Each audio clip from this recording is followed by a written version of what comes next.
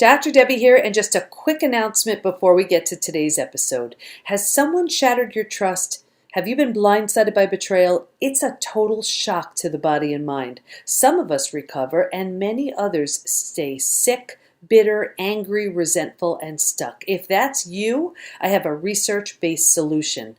My new book, Trust Again, Overcoming Betrayal and Regaining Health, Confidence, and Happiness, is now available. In the book, I literally walk you through the 5 stages of betrayal all the way to transformation with all kinds of examples, stories, and activities so you heal as you're moving through the book.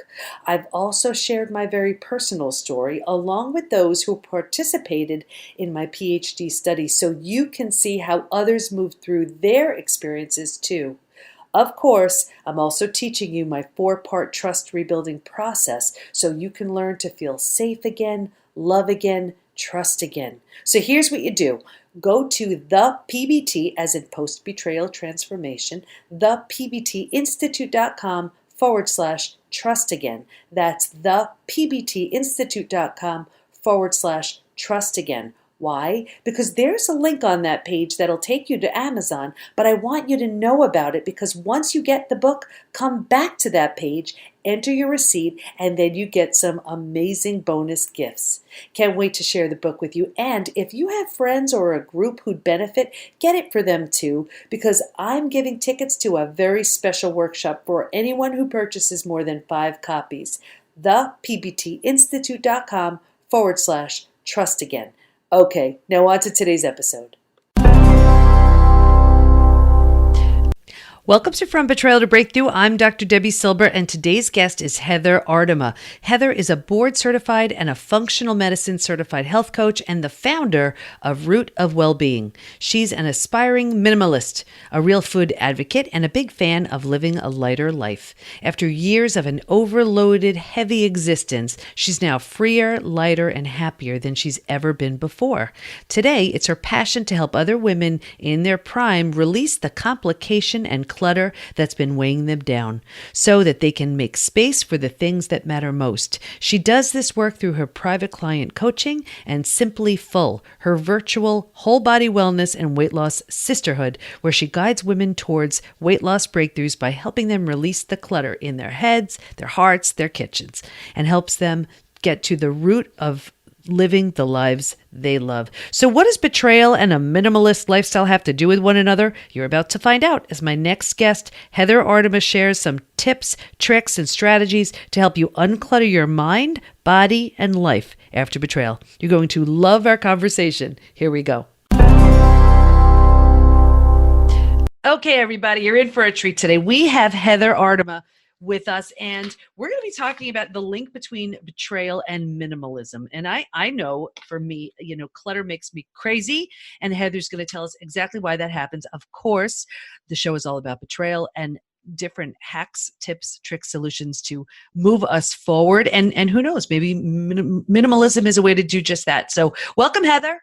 Hey, thanks so much for having me. I'm really happy to be here. Oh, I'm so glad. And we're happy to have you. So let's just get started. I definitely want to get to the minimalism, all of that. But before that, of course, everyone wants to know about the betrayals and possibly the link there. So just if you could bring us up to speed with the betrayal, and then we'll see where we go with that.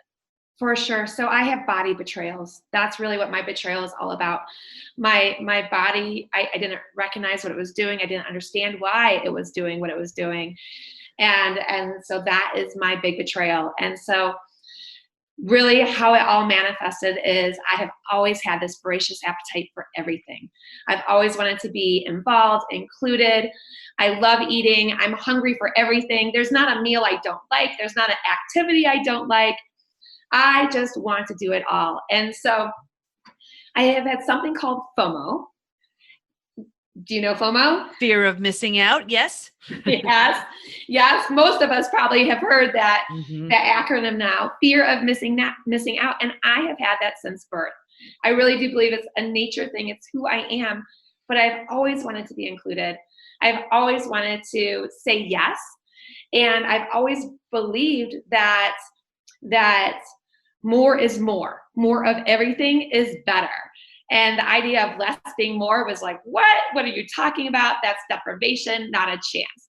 And so, as a young child, always wanting to be included, I was really busy. I was really active, and my mom would say, "Oh, Heather, you are burning the candle at both ends. You should probably slow down. I don't know if this is good for you." And I said, "Oh, you're just crazy. And let me just keep doing all these fun things because I love them." And when I was 17, my body said, "Mm, nope, we have to kind of put a screeching halt to some of your activity, to some of your behavior, because my body was not happy with what I was doing." How did you recognize that your body wasn't happy Oh, I put on with a what you were lot doing? of yeah, I put on a lot of weight in a short amount of time. Okay. And I was only 17. I didn't understand it. I was a cheerleader. I ran cross country. I was playing a lot of sports. And all of a sudden, I put on a lot of weight. And so much so that my cross country coach, who was also my track coach, told me in the spring, "Heather, you need to drop some weight by the fall if you really want to be competitive again in cross country." Mm. And sometimes it just takes a comment like that to just make such a detrimental, lasting impression on us. So what did that lead to for you?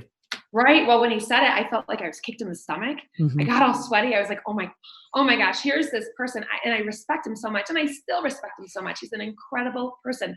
And frankly, what he said was true. If I wanted to be competitive, I needed to release some of these pounds. And so I did take it personally. And then I realized, oh my gosh, no, no, no. Like if I'm gonna be honest with myself, yes, I want to do this. And frankly, I didn't like the extra weight anyway. So it was Hmm. almost like the elephant in the room. He had the courage to say something because he cared about me. Hmm. And so the weight fell off over the summer, just being a kid, being active and outdoorsy. And I didn't realize it, but I was actually intermittent fasting as well Hmm. because I wasn't on that school schedule. So I wasn't eating breakfast, at the early hours of dawn. And I'm just going to stop you there because some of our listeners may not know what intermittent fasting is. So if you could just give us a super quick, Sure. summary of what that is, that would be really helpful. Oh, absolutely. So intermittent fasting, really what it is it's eating within a certain time window, a certain time frame. So it's not necessarily eating fewer calories.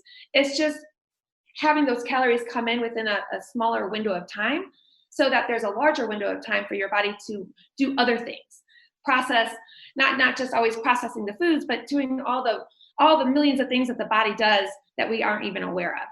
And It kind of reminds me of it's like instead of multitasking where we're not really good at anything, it's like prioritizing, okay, I'm going to digest now. you know, yes, and that's, exactly. So in yeah. the summer, I was probably eating between 11 and 6 versus 6 a.m. and 6 Mhm. p.m. Right. Okay. Yeah. So that for me, for my body responded really well to that. And I released those extra pounds. My coach was happy. I had a great cross country season. But then guess what happened? When 9 months later at track season, I had gained the weight again. Hmm. And I thought, what in the world? What is going on? How is this happening? And if I look at my behavior, if I compared myself to others, I felt like I was eating the same way as they were eating. Hmm. All my friends were skinny and thin and tiny. And I thought, well, what's going on? I really just think my body was saying, you know what, Heather, with your body chemistry, because it's always my chemistry is unique to the next person's and to the next Hmm. person's, Hmm. we just can't tolerate all the sugar that you're eating. Hmm. We've been able to tolerate it all these years, but now at 17 and at 18 and at 19, just can't tolerate it like we used to be able to. Hmm. So what'd you do? Oh, I hated on myself for a long time. I didn't understand. I didn't realize that I I was angry Hmm. because I was like, well, why can everybody else eat this way and I can't? It's not Hmm. fair, is Hmm. what I thought. And so I was kind of pretty negative about my body and about my appearance and angry at my body for not showing up in the way that I thought it should be showing up. And you know what? And again, I'm going to stop you there because that's such a typical stage of betrayal where someone is just they're so angry at their scenario, and at some point we kind of get sick of that story. And it's only when we get so tired of that story do we say, okay, you know what? Yes, it's true. Yes, my body isn't responding like everybody else, but this is where I am, and let me do something different. And that's the beginning of transformation. It's telling yourself the truth. It's not just blaming everybody else, and it's saying, okay, this just isn't working anymore. So what happened next? Right, right. Well, I tried changing my story with exercise. It was something I always loved to do, but I almost went overboard. So I would do 2 aerobics classes in a row. Then I'd go Mhm. running. But I was still eating a lot of food. I was at this time still drinking a lot of alcohol. I was in college by this time, and Mhm. it was just my body was still saying, "Wow, we're doing the best we can with what you're giving us." Mhm. But it's not good enough. And so I Mhm. was trying to adjust my weight only through exercise and not through the food I was eating. Mhm. And it didn't happen until later. So I was in my late 20s. I was curled up on the couch because I had just eaten gluten. And I thought that was normal. You eat gluten and then you curl up on the couch Mhm. and you're in pain, and that's just normal. Or for me, I had a lot of acid reflux issues. Mhm. And so if I had pizza, I thought it was normal that somebody would just have to hit me on the back to get it all out so Mm. that I'd no longer be in pain. So gross and so obvious now that my body was saying, please stop. Mhm. And so I was always hopeful. Oh, you know what? I couldn't eat, or I ate the pizza last week and it hurt, but maybe this week I can eat the pizza and it won't hurt. So Yeah. I was always this optimistic person, and it wasn't until my late 20s when I was like, okay, maybe I should cut the gluten. Let's just Mhm. see what happens. So what happened when you did? Oh, I felt a lot better. Yeah. I felt a lot better. And it was hard at first because I had this fear of missing out. Mhm. So I would see people eating the donuts and the bagels. I stumbled a little bit, Mhm. and I would, oh, maybe I can try a little bit. I'd Mhm. have a little bit, and then boom, the pain, the swelling, Right. it wasn't worth it. So I know you had other betrayals as well, other sort of body betrayals. What were they? Yeah, so in my early 30s, I was diagnosed with rheumatoid arthritis. I also was diagnosed with another autoimmune disease, and that one is called psoriasis. Mhm. That's a skin autoimmune condition. And then the third one I was diagnosed with was called Sjogren's. And that one I actually have probably had for a long time, probably since my late teens, early 20s. I just didn't know. Mhm. And But can you explain what Sjogren's is? yeah, so it's a system. It's kind of a collection of symptoms: Mhm. dry eyes, dry mouth, heartburn, GERD, all of those types of Mhm. things woven together. Mhm. And and with each autoimmune condition, I thought, gosh, I'm too young for this. I'm Mhm. too young. This is crazy. Mhm. I'm in my mid 40s now, and I'm like, what? 3 autoimmune conditions? Probably more, but let's just say 3 anyway. And I felt for a long time like this is a betrayal. Why is my body doing this? I'm strong. I'm fierce. I'm powerful. I'm a fast runner. Why is my body saying slow And down? you know, it's so interesting because I had rheumatoid arthritis too. And it was so bad in both feet. From the outside, they looked fine. From the inside, I had completely worn away all my cartilage. And every doctor I went to said, well, it's probably from your years of running. And I'm like, I was in my early 40s and I'm like, why is it that some people can run into their 70s and I could barely walk? I could barely walk. And you can't have surgery on both feet at the same time. So I had surgery on one foot, cast crutches, the whole thing. And then years later, I had to have it on the other as well. And it's so amazing because, energetically, right, when you think of slowing down, the feet represent, fear of moving forward and, taking it easy and you're not. And it's almost like I had to be completely laid up, couldn't move and I still didn't get the message, where it's like, here I am casting crutches and you would think I would get the message, but I think we also attribute something like arthritis to when we're older. It's like, okay, it's one thing when we're older to get that, but in your 30s or 40s. So but I know with me it was completely stress related. Absolutely. Yeah. And yeah, arthritis, you associate that with somebody being older. Hmm. And I was also on a lot of pharmaceuticals from a young age. Yeah. And I thought, why am I on so many pharmaceuticals when my parents are on none? It did not make any sense to me. Mm. I am gratefully off of all those pharmaceuticals now. Hmm. That has been part of my healing and part of the beauty in this kind of painful but rich experience. So I'm grateful. I'm grateful to be off of Well, those today. and so let's talk about that. So for you to have 3 autoimmune conditions, be on all of these pharmaceuticals, and then get off of them, I know everybody wants to know, how did you do that? And what did it lead to? Right. Well, my mom would be happy I slowed down. Mm. I did. So I spent 20 years in corporate America and I had a great career, traveled the world. If I were to give it a grade, I give it a B plus. Mhm. And I realized, I had removed the gluten from my life in my late 20s. And after I was diagnosed with rheumatoid arthritis, I didn't make big changes for a few years. But then I thought, you know what, let me look at food and let me see if I can do more with the power of food. Mhm. So I further changed my diet and I slowed down. So that's the part that makes my mom happy. I slowed down and I started to feel better and better and better. I had just, I've always had a lot of energy, but now I was able to focus it more. Mhm. And because I was feeling so well, I realized I wanted to leave my corporate career, even though it was that B plus. And I said, you know what? I want an A plus. I want to do something that I'm passionate about, that I love, that is that where I can help other people.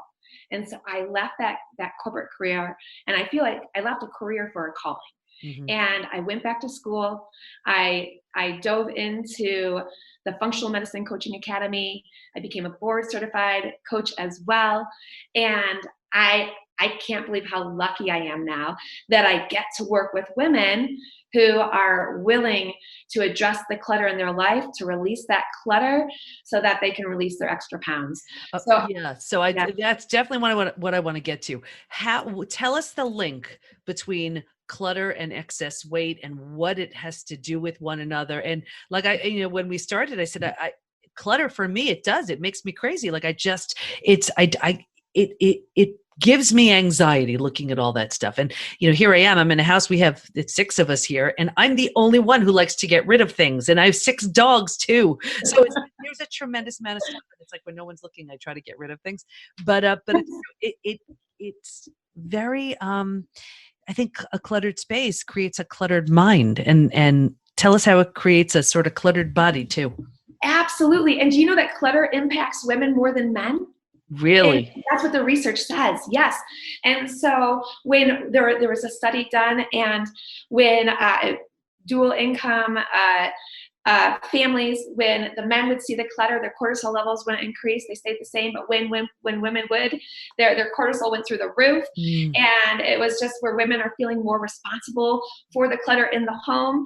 And I know with my family, I've got 2 boys and a husband, and I know the clutter bugs me more than anybody else. Mhm. And I've decided, actually, with my kids, I've gone around and for fun, I take pictures of any clutter that's out, so that when they come home from school, I show them the pictures, and you owe me $1 for every picture I take. Okay, That there's I don't want to pick up their clutter anymore. But anyway, clutter can manifest not only in the physical things that we see and that are driving us crazy, but Mhm. also it can manifest in these heavy thoughts and heavy emotions that we have.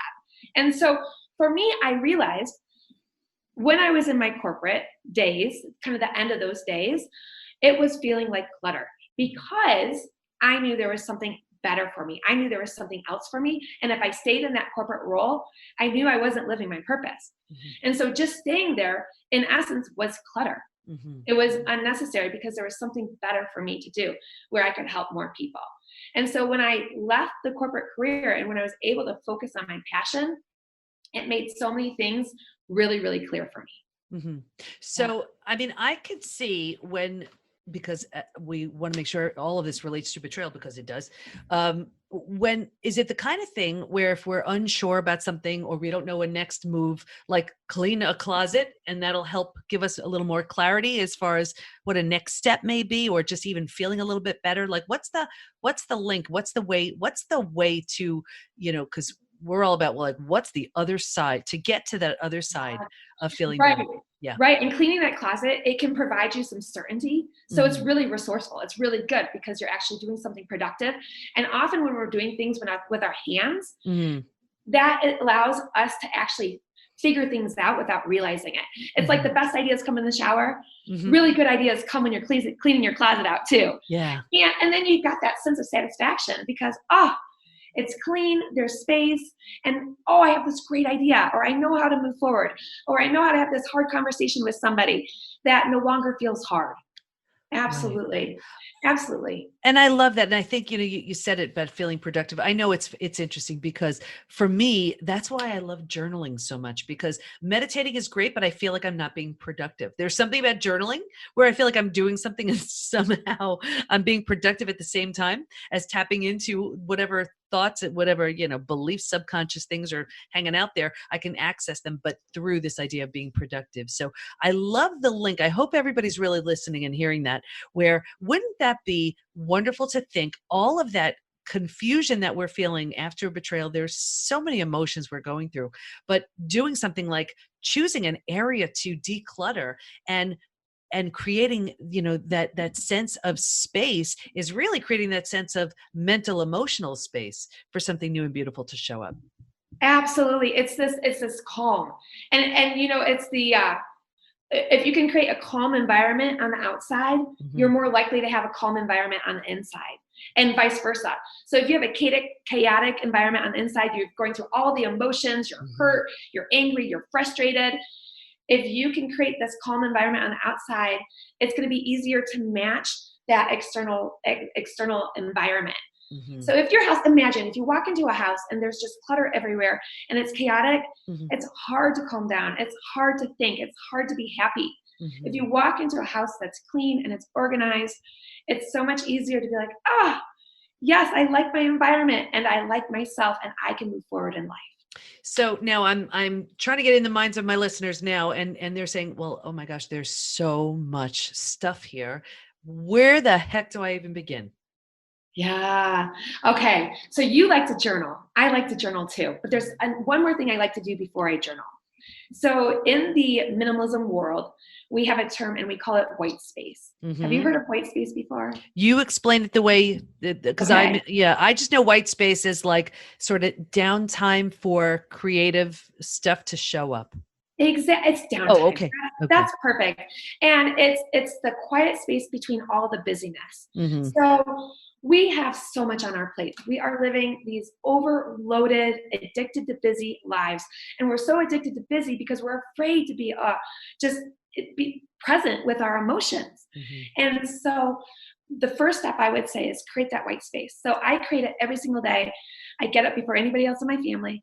I put my tea kettle on the stove. I have, old fashioned, put it on the stove. Mhm. And while it's heating up, I sit on the couch and I just say, okay, whatever is going to come to me, let it come to me. Some people might say it's meditation, but it's not forced. It's just anything can come to me. And I allow my brain to go wherever it wants. What do I need to hear? What do I need to learn? What do I need to know to move forward in my day? That's my white space. 15 minutes a day, that's it. And I love the timer of you put the tea kettle on, and when it's, when you hear it, then it's time. Exactly. That's when, all right, get up. I open up my journal. I write down the 3 things that would make today great because I know what those are because they've all come to me. And and then I start diving into my day. But I love that quiet space. And I think, I think there's a fun meme that has, what is it? It's like when your technology is not working, they just say to unplug it. Mm, But when you're not working, unplug yourself. right. Give yourself those 15 minutes. Everybody is worthy of 15 quiet minutes to themselves. It's not selfish. Mhm. It actually is, for me, it's self preservation. Those are the exact words I use. It's not selfish, it's self-preservation. So amazing. Okay. So once you've created that white space, you've come up with your answers. And it's interesting because the questions that I usually ask myself when I'm journaling is, what do I need to know today? Oh, Or what do I need to feel? What's going on? Whatever. But it seems like you're sort of coming to the same conclusion while you're sitting there waiting for your tea. Beautiful. So now you've created that space. Your tea is ready. yeah. You're drinking your tea, then you're starting your day. Talk to us about, okay, now it's time to declutter some physical space. Yes. Yes. And so for me, and for everybody, it's going to be different. Some people are going to be more tolerant of clutter. Some people aren't. And, and there's really no wrong answer here. And so what you want to ask yourself is what matters most to you? Mhm. Really, what matters most to you? And use that as your guiding force. And so if you feel like you've had a body betrayal and you feel like you have extra pounds that you're carrying and that you want to release those, you may want to declutter your kitchen, because that matters most to you. You've had this body betrayal. You're tired of carrying the extra weight. You've decided that you're ready for a new story. So the first place to start would be your kitchen. Mm-hmm. And a lot of people will have kitchens that they don't like.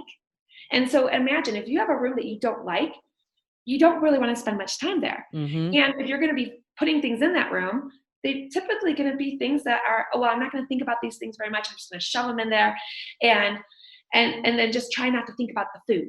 Mm-hmm. And so what I would say, if you've got the body betrayal with weight, love your kitchen.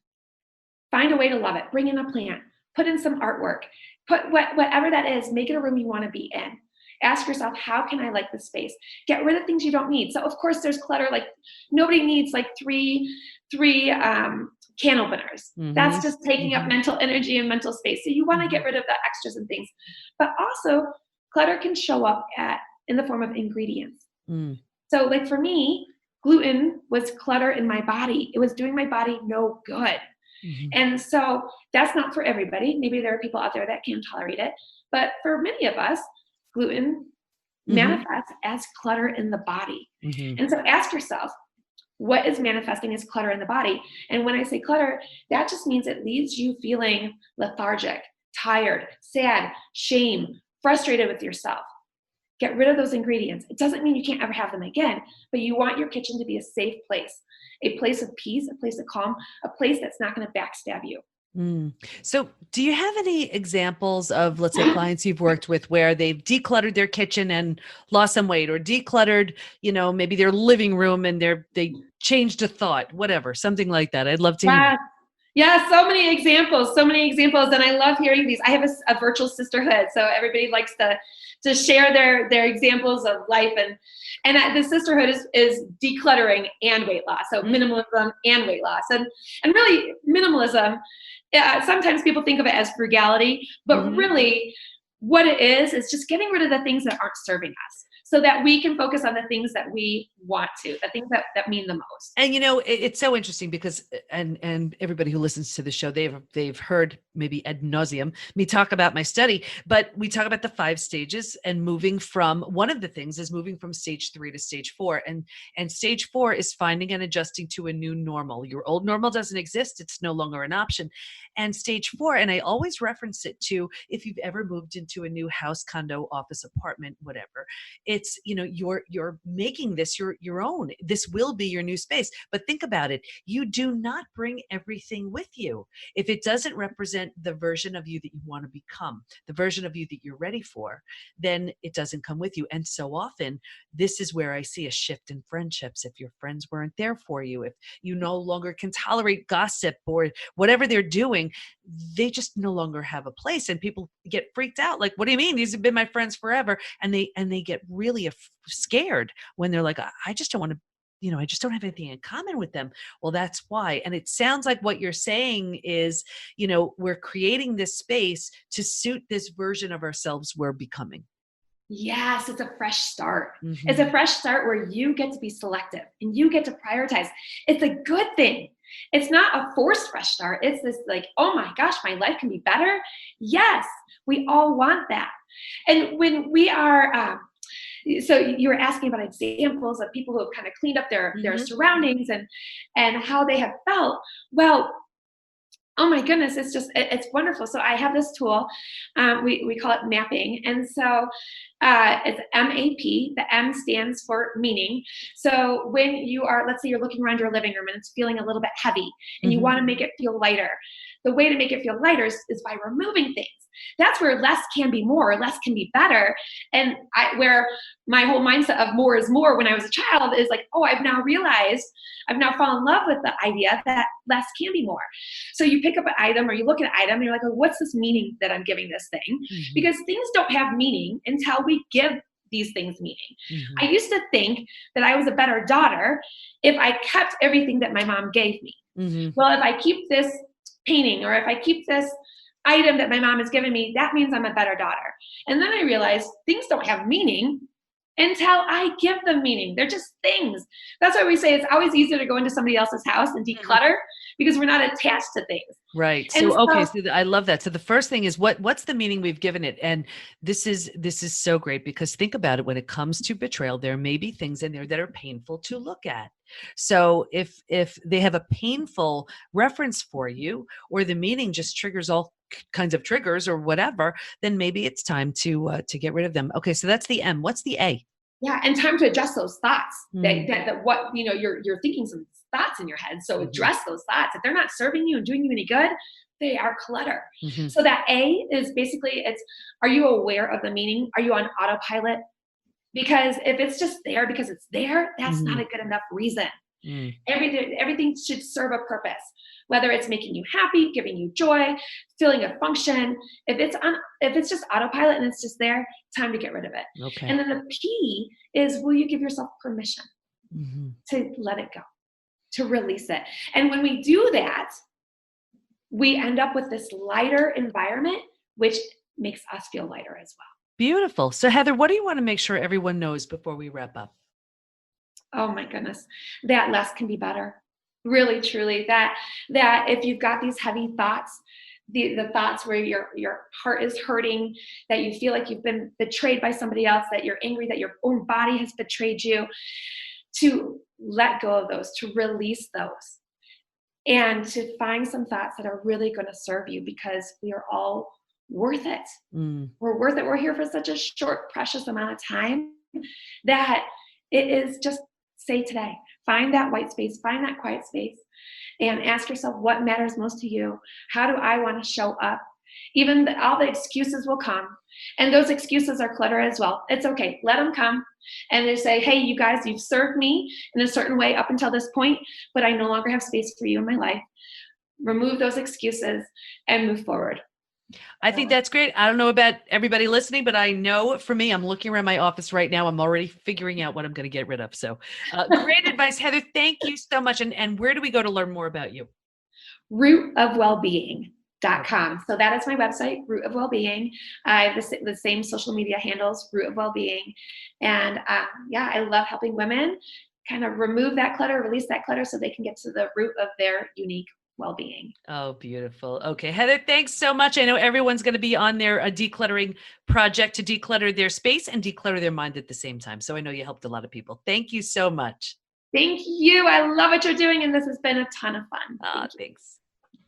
Aren't you so motivated to get rid of some stuff that just doesn't serve you? I'm seriously going to need a dumpster once I go through some of the rooms I'm picturing in my house. I love Heather's MAP strategy. M, which stands for the meaning that object has, that you've given it. A, which stands for becoming aware of the meaning you're giving it, and P, giving yourself permission to let it go. Stay in touch with Heather by going to rootofwellbeing.com, and we'll have all of her information in the show notes at pbtinstitute.com/podcast. Here's my biggest takeaway.